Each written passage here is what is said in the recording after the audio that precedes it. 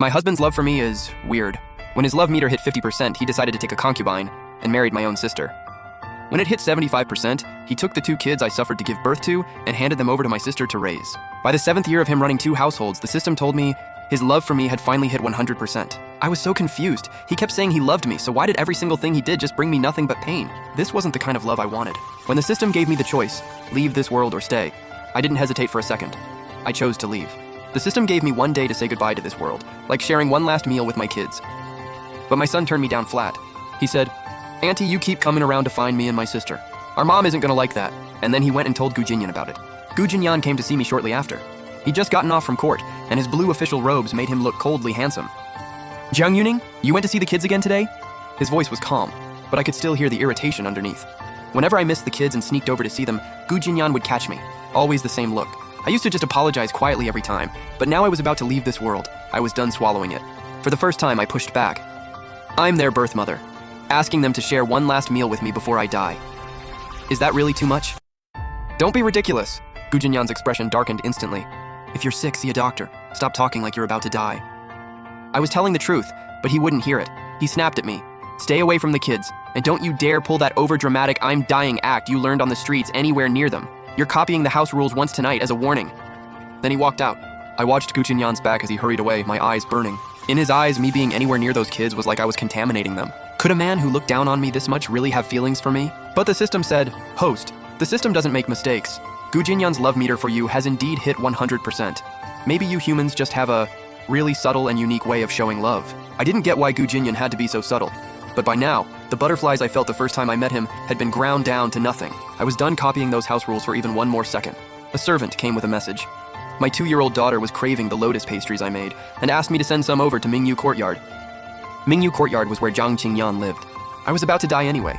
Might as well make one last thing for my daughter. Half an hour later, the lotus pastries were done. Stepping out of the small kitchen, a gust of cold wind hit me, and I suddenly coughed up blood.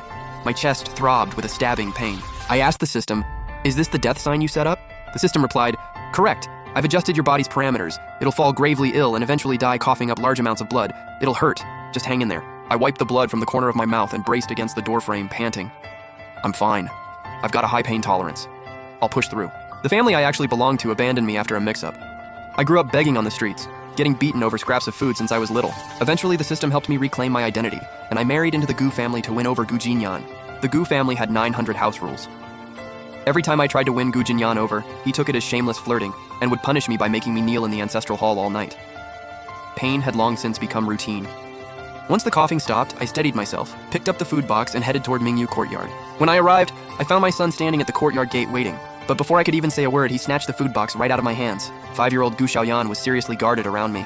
He had someone block my way and said flatly, "Auntie, you can leave it here. Don't come in and ruin our family time." It hit like a bucket of ice water over my head. My smile froze. Gu Xiaoyan had already run off with the food box, excitedly yelling "Mom" into the courtyard.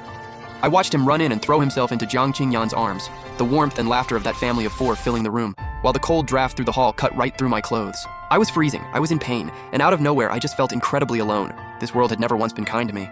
The system tried to comfort me. 8 hours from now, you'll be free from this world. I pushed through the pain back to my room, reminding the system not to forget its promise.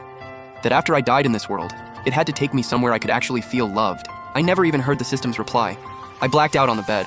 I don't know how long passed. Then the door got kicked open with a bang. Gu Jinyan stormed in, yanked me off the bed, and demanded, "Jiang Yuning, you put poison in the lotus pastries? Qingyan and Cao Cao both passed out after eating them. How could you be this cruel? Hand over the antidote now." My arm was being wrenched so hard it hurt. I struggled to get the words out. I didn't poison anything. But Gu Jinyan wouldn't hear it. He dragged me to Mingyu Courtyard without a word. The moment we stopped, before I could even get my footing, my son Gu Xiaoyan came charging out.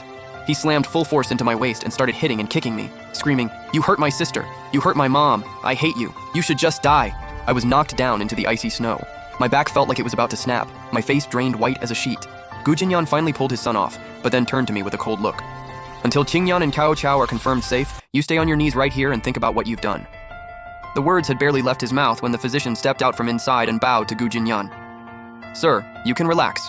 Neither Lady Qingyan nor little Miss Cao Cao was poisoned. Cao Cao just caught a chill. The lady was simply overtired and fell asleep." The cold expression on Gu Jinyan's face stiffened. Gu Xiaoyan heard the news but didn't even glance my way. He cheered "Mom" and ran straight inside to see Jiang Qingyan.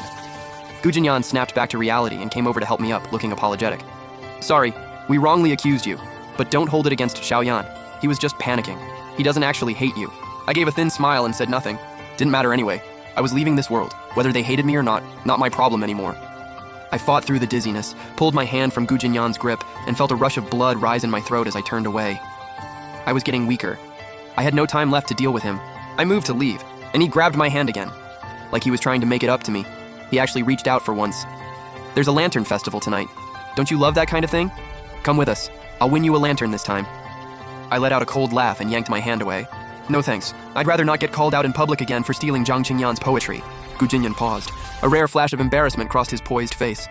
When I first married into the Gu family, I did everything I could to get close to Gu Jinyan, constantly clinging to him, begging him to teach me poetry, pushing myself to study. Gu Jinyan was a top-ranked scholar in the Kingdom of Wei, genuinely talented. Seeing that I was serious about it, he agreed to teach me. That time we spent learning together was the only stretch of my life I could actually call happy. Then one day, I got lucky and won a lantern at the Lantern Festival. But Zhang Qingyan had her eye on it too. She publicly accused me of stealing her poem to win that lantern, dragged my name through the mud and made me the laughingstock of the whole capital. But that poem was something I wrote myself right in front of Gu Jinyan. I asked him to vouch for me. He just said, "Two sisters fighting over something looks bad. Don't make a big deal out of it, just let Xingyan have it." That year, Zhang Qingyan became known as a gifted poetess, while I became the beggar-turned-fraud that the whole kingdom laughed at.